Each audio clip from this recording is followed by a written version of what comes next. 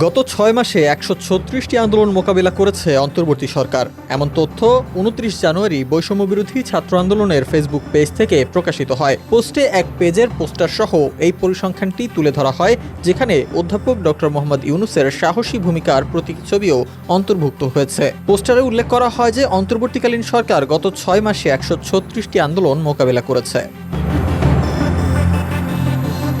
পোস্টটিতে আরও দাবি করা হয়, স্বাধীনতার ৫৪ বছরের ইতিহাসে ৬ মাসে এত বিপুল সংখ্যক আন্দোলনের মুখোমুখি হওয়া কোনো সরকারের পক্ষে সম্ভব হয়নি।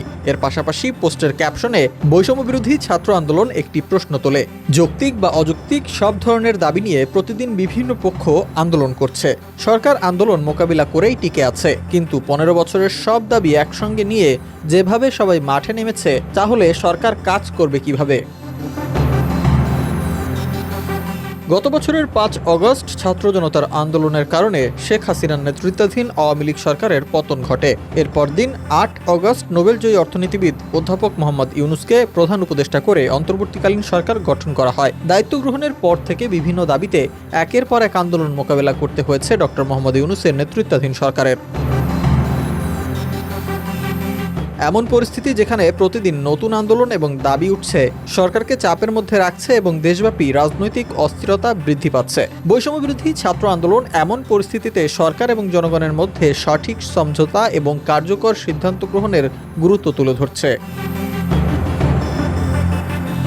এদিকে বিশ্লেষকরা বলছেন, ৫ অগস্ট শেখ হাসিনা সরকারের পতনের পর কেউ কেউ মানুষকে বেকায়দায় ফেলে দাবি আদায়ের চেষ্টা করছে।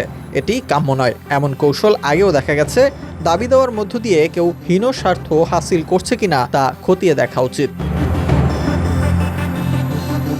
যৌক্তিক কিংবা অযৌক্তিক যেটাই হোক, দাবি হাসিলের মোক্ষম জায়গা হয়ে উঠেছে রাজপথ। হুটহাট সড়ক মহাসড়কে নেমে বন্ধ করে দেয়া হচ্ছে যান চলাচল। চিকিৎসা ও রেলের মতো জরুরি সেবা বন্ধ করে দাবি আদায়ের মতো ঘটনাও ঘটছে অহরহ।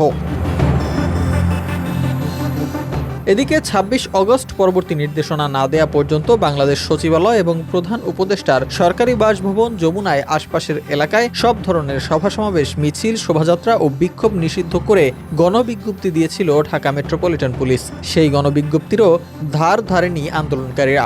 বিজ্ঞপ্তি দিয়ে হুঁশিয়ারির পরও সচিবালয় ঘিরে বিক্ষোভকারীর অবস্থান দেখা গেছে।